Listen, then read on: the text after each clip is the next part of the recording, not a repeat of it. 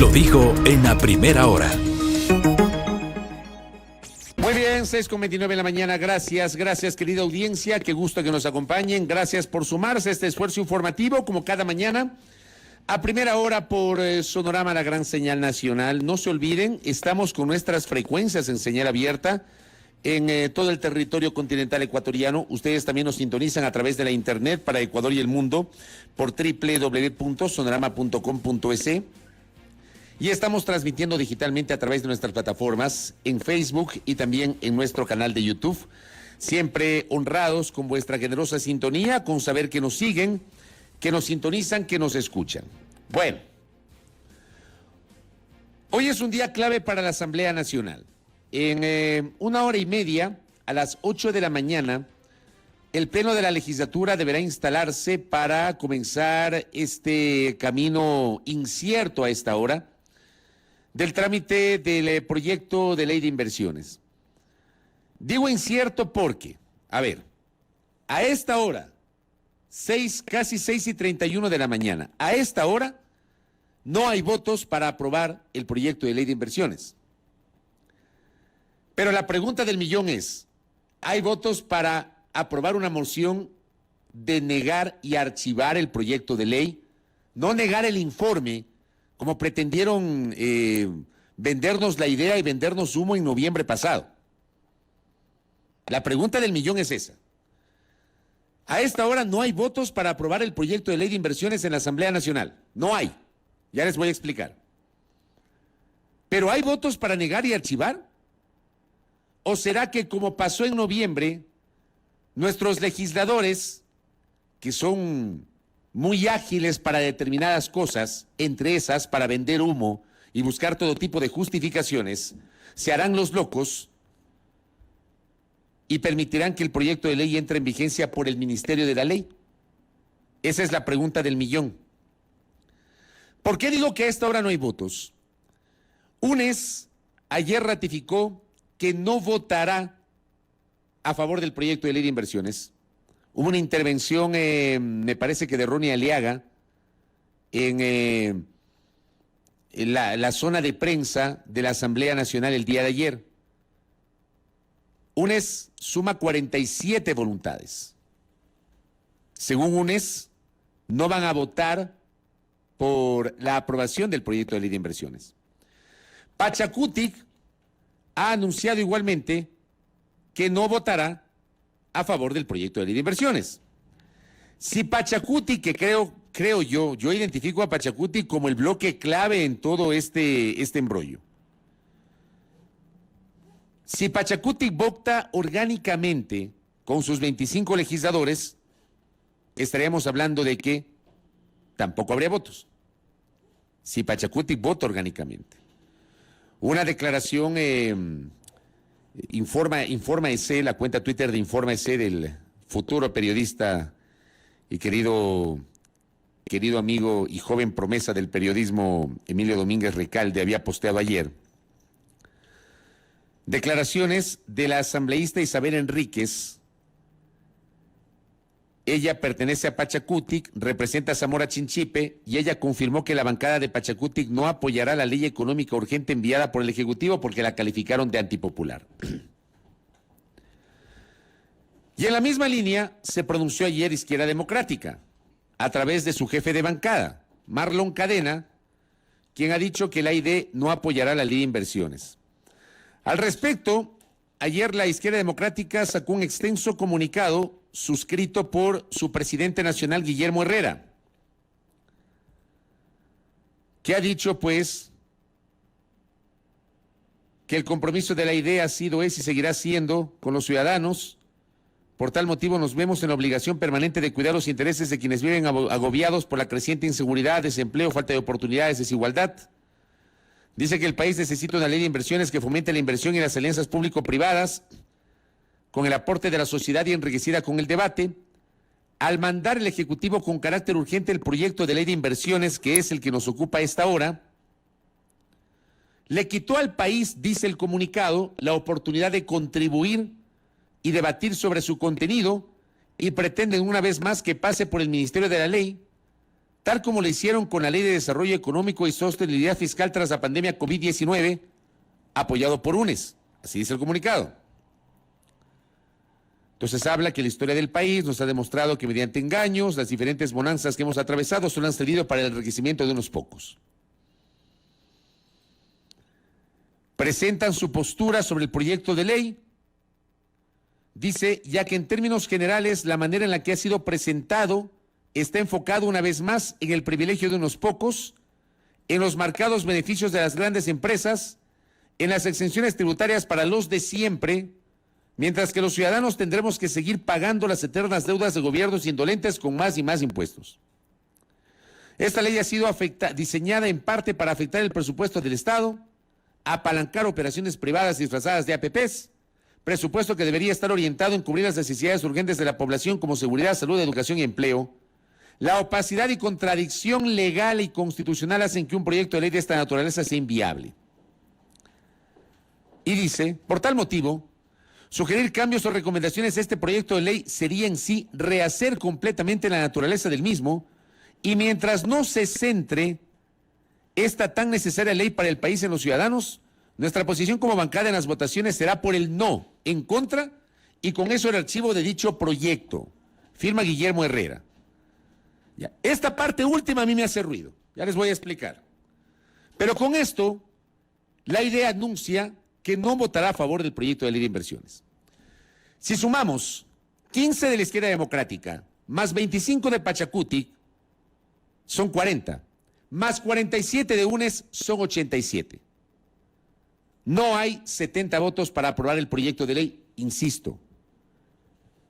Si nos atamos a los anuncios oficiales de los voceros de las mencionadas bancadas legislativas. No hay. 47 de UNES, 25 de Pachacutic, 15 de la izquierda democrática, suman 87 votos y con eso no hay votos para aprobar el proyecto de ley.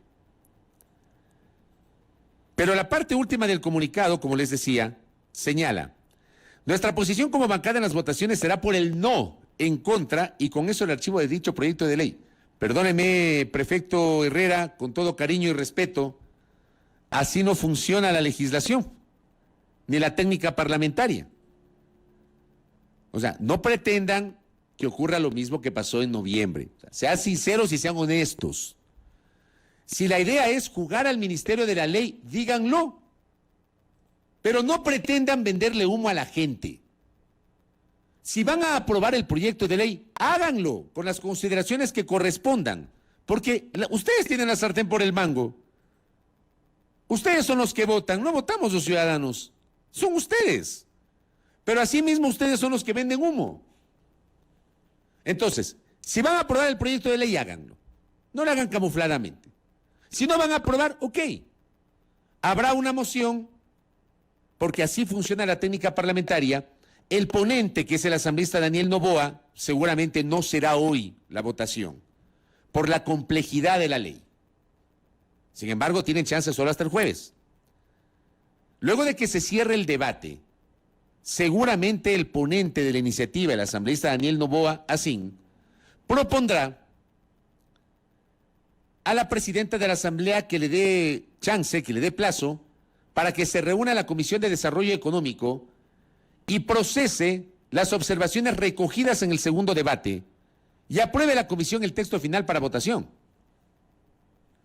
Si es que la comisión no aprueba el texto final para votación, será el propio Daniel Noboa, eso dice la Ley Orgánica de la Función Legislativa, el que presente el texto final para votación. Pues tiene que haber un texto final para votación.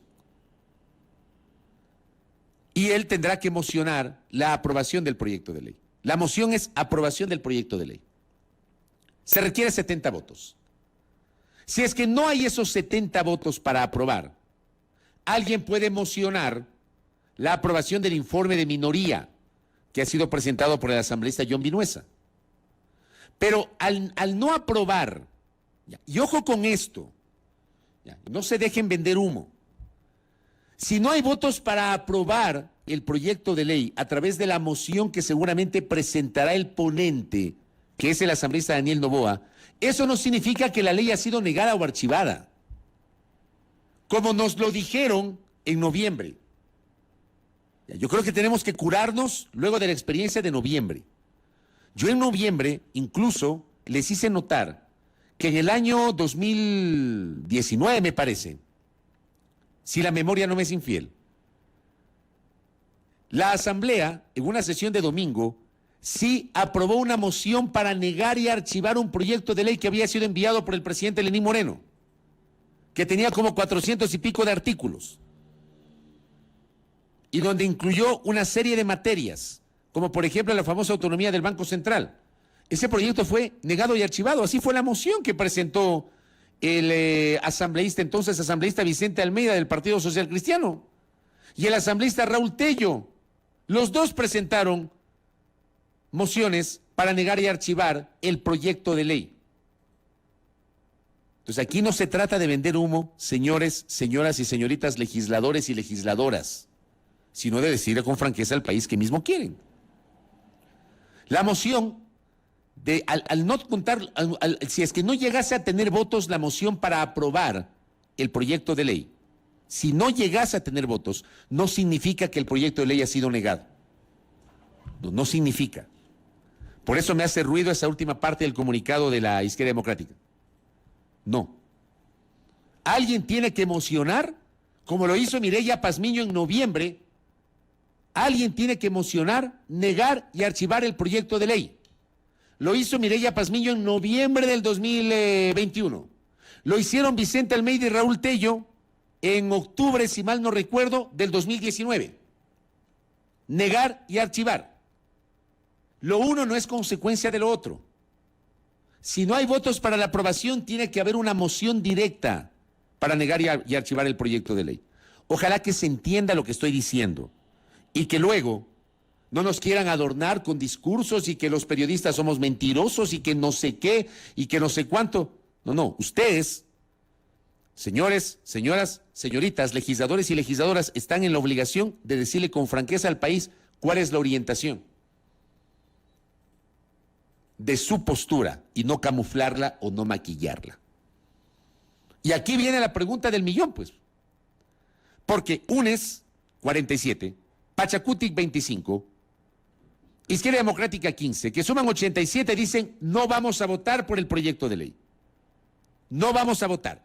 La pregunta pública es, señores de UNES, señores de Pachacutic, señores de Izquierda Democrática, si no votan por la moción de aprobación del proyecto de ley, ¿van a proponer y luego votar por una moción para negar y archivar el proyecto de ley? ¿Lo van a hacer? Esa es la pregunta, porque eso no han dicho. Y eso no queda claro. Y el país lo que necesita alguna vez es que nuestros políticos se sinceren y que dejen de buscar subterfugios y vendernos humo y luego echarnos la culpa a los periodistas y no asumir sus propias responsabilidades y ser poco sinceros y deshonestos con el país en el discurso y en la praxis. Porque además nuestros políticos, con honrosas excepciones, se caracterizan, insisto, con las excepciones del caso, por decir una cosa, pero actuar de otra manera. O por cambiar de opinión y luego inventarse cualquier excusa para justificar ese cambio de opinión. Ustedes, señores legisladores, han estudiado pues el proyecto de ley, me imagino. Me imagino que el proyecto tendrá sus bondades y tendrá también sus complejidades. Lo ideal es que ustedes generen un debate serio, responsable, más allá de sus sesgos, de sus visiones ideológicas o de sus opiniones políticas. Y analicen si en serio este proyecto de ley le conviene o no le conviene al país. ¿Ya? Y aquí hay otro detalle interesante, pues, porque yo he hablado de UNES, Pachacutic y Izquierda Democrática. Y esto un poquito ayer ya les había adelantado. ¿El gobierno con qué cuenta seguro? Con los 25 votos del BAN. Esos son votos seguros del gobierno. Y aparentemente con los votos del Partido Social Cristiano, que son 15. O sea, el gobierno aparentemente tiene 40 votos. Aparentemente, que son insuficientes.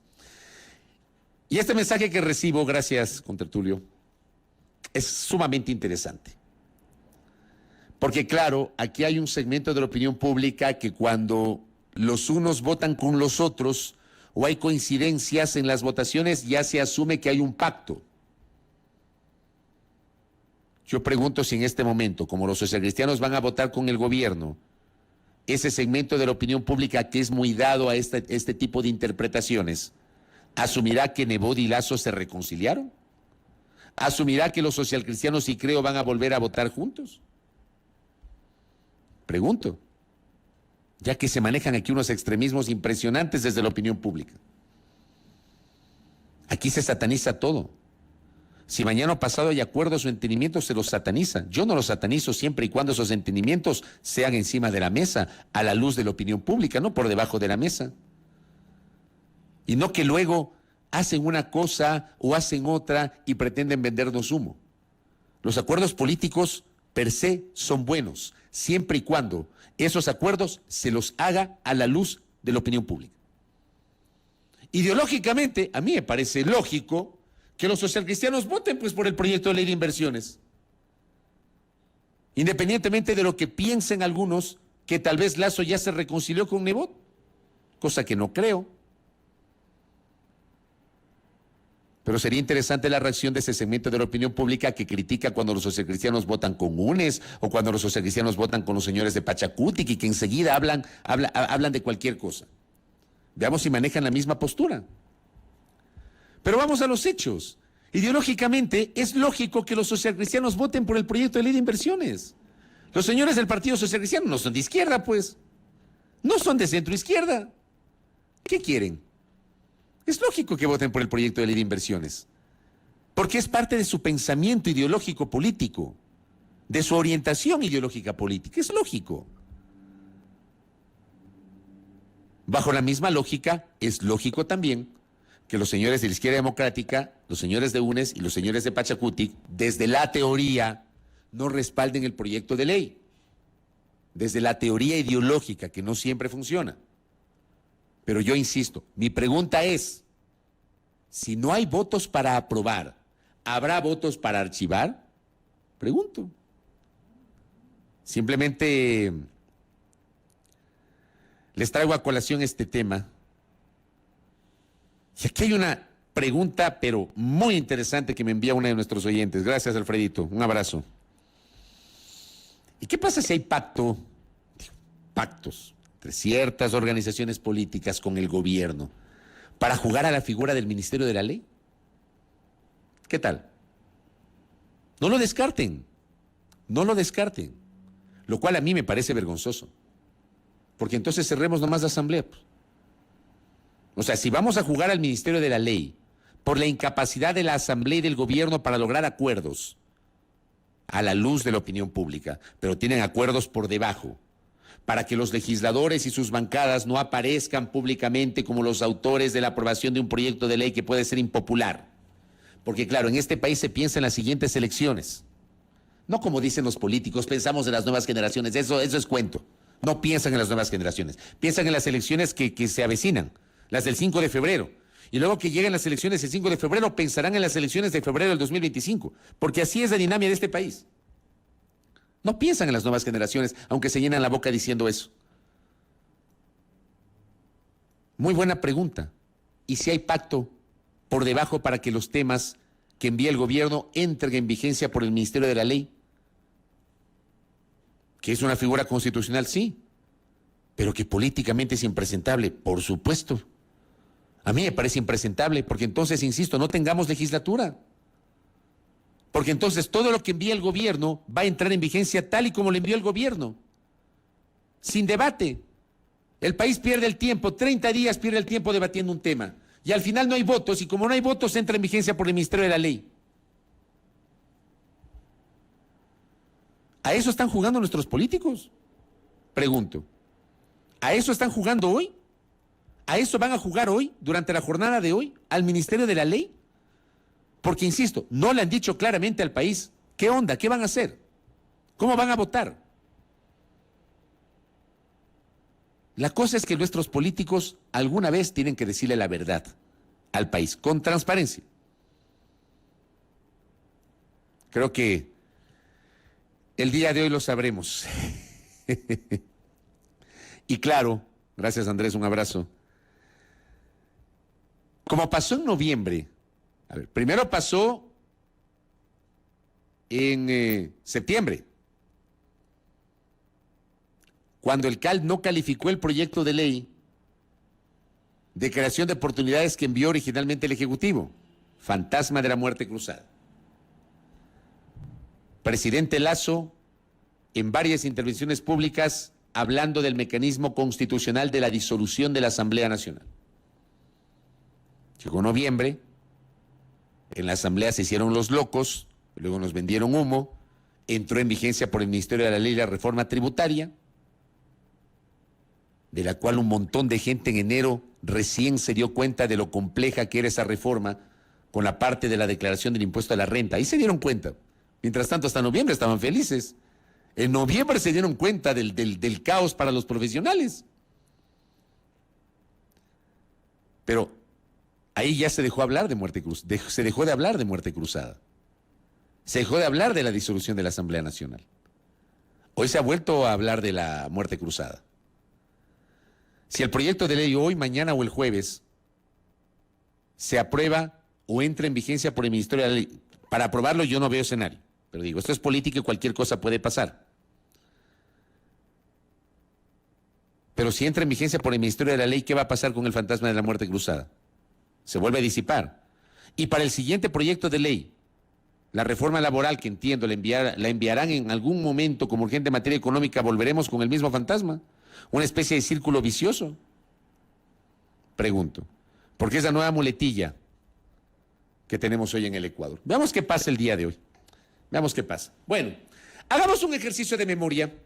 Dejemos este tema que será hoy noticia, hoy, mañana y el jueves será noticia, y vamos a observar, a seguir atentos la actuación de los bloques legislativos y, como digo, no se dejen vender humo. Dejemos eso de lado. Y les invito a hacer una mirada retrospectiva al pasado. Embarquémonos en el DeLorean de Marty McFly y transportémonos al 2 de diciembre de 1998. ¿Qué les parece? ¿Ah? Pero pongamos un poquito más atrás. Traslademos a mediados del 1998 nuestro transporte en el tiempo a la aprobación de la Constitución de Sangolquí, que la redactó una asamblea constitucional, que no fue una asamblea de plenos poderes, que no generó una nueva constitución, sino que hizo una gran reforma de aquella constitución con la cual Ecuador dejó la dictadura en el año 79. Y dentro de esa constitución hay una polémica disposición transitoria que fue incluida, la disposición transitoria 42ª de la Constitución, que comenzó a regir los destinos de los ecuatorianos el 10 de agosto del 98. La disposición transitoria, sí es transitoria, 42ª, la 42, hasta que el Estado cuente con instrumentos legales adecuados para enfrentar crisis financieras y por el plazo no mayor a 2 años, contados a partir de la vigencia de esta Constitución, el Banco Central del Ecuador podrá otorgar créditos de estabilidad y de solvencia. El Banco Central del Ecuador podrá otorgar créditos de estabilidad y de solvencia a las instituciones financieras, así como créditos para atender el derecho de preferencia de las personas naturales depositantes en las instituciones que entran en proceso de liquidación. ¿Por qué creen ustedes que los constituyentes o constitucionales, los asambleístas constitucionales de Sangolquí, se les ocurrió la brillantísima idea de incorporar este texto? Porque ya sabían lo que se venía, pues. Porque desde el año 94, en el gobierno del arquitecto Durán Ballén, se impulsó la Ley General de Instituciones del Sistema Financiero, que flexibilizó los controles de la banca. Y hubo sociedades financieras que de pronto se convirtieron en bancos, porque los controles fueron muy suaves, no eran rigurosos, y ya se veía venir lo que finalmente estalló en el año 99. Pero ya para mediados 98 nuestros legisladores, me imagino yo que tienen, no sé, pues, tenían el oráculo, la bola de cristal, alguien les dio las cartas, la Gugayala, el Vita Calazacón, no sé. Pero alguien les dijo, aprobemos este texto porque hay que curarnos en sano. Aprovechemos ahorita la coyuntura que tenemos mayoría en la constituyente y pongamos esta transitoria y pasémosle al Estado el costo de la crisis financiera que ya se veía venir. Antes de eso, hubo dos bancos que quebraron. El Banco Continental y el Banco de Préstamos. Antes de esto. Que eran bancos grandes para la época. El Continental y el de Préstamos. Pero ya sabían lo que se venía, pues. Porque teníamos una situación económica muy compleja, pues. Acá me piden que recuerde a algunos de esos legisladores, pues. ¿Quién era el presidente de la Asamblea Constitucional que luego renunció? El doctor Osvaldo Hurtado. ¿Quién se quedó encargado de la última parte de la Asamblea Constitucional? Luis Mejía Montes de Oca. En esa asamblea estaba la actual ministra de Gobierno, la doctora Alexandra Vela Puga, el economista Roque Sevilla, el doctor Julio César Trujillo, ya fallecido, la doctora Nina Pacari, que eran de Pachacutic, Cintia Viteri del Partido Social Cristiano. Estoy haciendo un ejercicio de memoria. Ricardo Novoa Bejarano, era asambleísta constitucional. Estoy haciendo, acordándome de algunos, porque tuve la oportunidad periodísticamente de cubrir esa asamblea. Estaban algunos personajes que hasta hoy hacen opinión. Y el nombre de Ricardo Novoa obviamente está hoy en la palestra porque aparece como el abogado de los Isaías en esta demanda millonaria de $2,000 millones, que ya la vamos a conversar con Rafael Ollarte primero y después con Carlos Bravo del AGD. ¿Ya? Y bueno, pues incorporan en la constitucional de Sangolquí o en la constituyente de Sangolquí esta transitoria. Me preguntan, ¿quién promovió la ley de instituciones financieras? En el año 94, el gobierno de Durán Ballén, el economista Dají, el economista Alberto Dají, que habla de todo. También debería hablar de la Ley General de Instituciones del Sistema Financiero, no solamente de los temas del aborto, los temas del fútbol. Deberían preguntarle también eso al economista Dají. ¿Y qué pasó pues el 2 de diciembre del 90? No, antes, en esta máquina del tiempo, en este viaje, con el doctor Brown, salimos de la Constitucional y aterrizamos en el Congreso. Esto es más o menos octubre, noviembre del 98. Mientras el Ecuador estaba pendiente de la firma de los acuerdos de paz entre Ecuador y Perú, que tal vez fue lo único positivo que hizo el gobierno del doctor Maguad, le enviaron pues a la Asamblea, al Congreso Nacional de la época, el proyecto de ley de creación de la Agencia de Garantía de Depósitos, pues.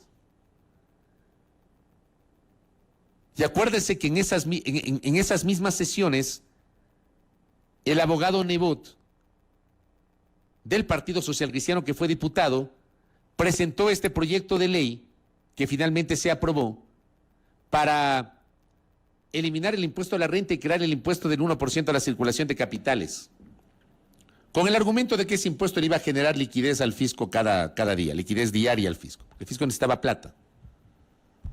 Y no se dieron cuenta que ese impuesto terminó siendo uno de los causantes de la desintermediación financiera, que aceleró la crisis de liquidez de muchos bancos que finalmente quebraron porque no tenían solvencia patrimonial ni de liquidez, no tenían plata, no tenían circulante. Entonces, cuando los bancos empezaron a tener problemas, le pedían prestar plata al Banco Central. Y uno de esos bancos era Filambanco. Pero esos préstamos de liquidez eran préstamos de muy corto plazo. Eran préstamos que había que pagarlos de un día a otro, o cada 2 días, o cada 3 días, o de una semana a otra. No es que eran préstamos para pagarlos después de 1 año, después de 2 años, después de 5 años. Eran préstamos de muy corto plazo, solamente para solventar los problemas de liquidez que podía tener el banco. Para eso eran esos préstamos de liquidez. Y resulta que los administradores de Filambanco no pudieron pagar pues los préstamos de liquidez. Y como no pudieron pagar, el 2 de diciembre del año 98 entregaron el banco al Estado. Cierto es que entregaron el banco abierto, el banco no cerró, Para esa época, Filambanco era el banco más grande de este país. Como después fue el Banco del Progreso, que también quebró. Pero Filambanco era el banco más grande de este país. Es cierto que no cerró las puertas, porque ese es el argumento de los defensores de los señores Isaías. No le entregaron cerrado, pero le entregaron al Estado. ¿Por qué? Porque no pagaron los créditos de liquidez. Y el Estado empezó a manejar el banco. ¿Qué pasó con el Filambanco? Pues 3 años después, en julio del año 2001, Filambanco finalmente quebró. Quebró. Entonces, los detractores de los Isaías decían que el banco fue entregado con una compleja situación patrimonial y financiera y que tarde o temprano iba a quebrar y por eso el banco quiebra en julio del año 2001. En cambio, quienes defienden a los Isaías y los señores Isaías con sus voceros aseguran que fue la fusión con Banco La Previsora lo que provocó que quiebre el Filambanco. ¿Quién tiene la razón? Cada uno tiene su visión. Cada uno tiene su visión. Lo cierto es que el banco quebró en el año 2001. Quebró. Y ahí empezó toda una batalla jurídica. Ya desde el año 99, luego de que entregaron el banco en el año 98, ya en el año 99 empezó toda una batalla jurídica. Jurídica, política, mediática. Porque los Isaías tenían medios de comunicación. En medio de esta guerra, se dio en el año 2001, el juicio político al entonces superintendente de bancos Juan Falconi, que es uno de los juicios políticos más polémicos de estas 4 décadas de vida democrática. No había redes sociales en ese tiempo, ni las tecnologías que tenemos hoy. Imagínense cómo hubiese sido ese juicio político. Pero fue una guerra, pero guerra. ¿Ya? Política, jurídica y mediática, que se trasladó al Congreso Nacional, donde había diputados que defendían a los hermanos Isaías, diputados del Partido Social Cristiano, diputados del Partido Revolucionista Ecuatoriano, que defendían a los hermanos Isaías. Eso pasó. Y después vino la incautación, pues, en el año 2008, el 8 de julio del 2008. Madrugada de martes 8 de julio del 2008. Yo me acuerdo porque trabajaba en TCEP. Y me llamaron a la 1 de la mañana que vaya al canal porque ya estaban llegando a incautar. Incautaron. ¿Y cuál fue el discurso oficial? Que había con la incautación que devolver los recursos a todos los depositantes del Filambanco. Ese era el discurso de la incautación. Que había que devolver. Que con la incautación se podía garantizar justicia y la devolución de los recursos a los perjudicados por el cierre de Filambanco, por la quiebra de Filambanco. Y se habló de que en 6 meses se iban a vender los bienes incautados y que en 6 meses se iban a vender los canales. ¿Qué pasó? ¿Qué pasó? Muchos de los bienes de los Isaías no fueron vendidos, fueron mal administrados o fueron administrados a conveniencia en algunos casos y quebraron, se deterioraron y la incautación no cumplió el fin, por la cual se decidió por parte de las autoridades de gobierno de la época. No cumplió con ese fin. Esta es una lista que no podemos soslayar. Esta es una lista de la cual no podemos dejar de hablar. ¿Qué pasó después de la incautación? Y claro, sobre la incautación en sí, lo vamos a conversar ya mismo con Rafael Ollarte en este espacio. Los Isaías siempre invocaron que se les dejó en indefensión a través del mandato 13 de la Asamblea Constituyente de Montecristi, porque se blindó la resolución del AGD de incautación de las 200 y pico de empresas y los Isaías no pudieron defenderse, lo cual en derecho está mal. Veamos qué nos dice Rafael Ollarte más adelante. Y veamos qué nos dice Carlos Bravo. Carlos Bravo, que fue gerente del AGD y que fue quien instrumentó la incautación. Vamos a preguntarle al doctor Carlos Bravo Macías si valió la pena la incautación. Porque claro, ahora regresan los hermanos Isaías a reclamar la devolución de los bienes. Ya no solamente el vuelto del cual se hablaba en la década del 2000, en la primera década del 2000. El vuelto, decían, que había que entregarles el vuelto luego de que entregaron el banco. Ya no vienen por el vuelto que era 100 y pico de millones de dólares. Ahora vienen por todo, 2.000 millones de dólares. Ahora vienen por todo. ¿Y saben por qué pasa eso? Porque las cosas aquí en el Ecuador no se las hace bien. No se las hace bien. Aquí en el Ecuador, nuestra clase política, nuestra clase dirigente, cuando ostente el poder, tiene que aprender a hacer las cosas bien, para que después, cuando ya dejen de ser poder y vengan los otros a ser poder, no vengan pues a reclamar por el vuelto. ¿No les parece? ¿No les parece lógico? Si se hicieran en este país las cosas bien, no hay chance pues de que venga alguien a reclamar el vuelto, a plantear recursos, demandas, donde el Estado tenga el riesgo de perder. En este momento no es que el Estado ya le tiene que dar 2.000 millones de dólares a los Isaías. Han planteado una demanda por 2.000 millones de dólares. Habrá que ver cómo se procesa esa demanda. Pero el solo hecho de la demanda ya implica evidentemente un cuestionamiento. Y las cosas hay que hacerlas bien. Las cosas hay que hacerlas bien. De esto hay que seguir hablando y mañana me comprometo a seguir conversando, porque hay un montón de aristas para conversar sobre este tema. Montón de aristas. ¿Qué pasó con los bienes incautados? ¿Qué pasó con el factor humano, del cual poco o nada se habla? Mis colegas de las radios de Guayaquil, de Carrusel, de Superca, de La Prensa, que fueron incautadas, a los cuales les deben 2, 3, 4 años de sueldos de liquidaciones. Gente que se ha muerto. Colegas míos, trabajadores de la comunicación honestos,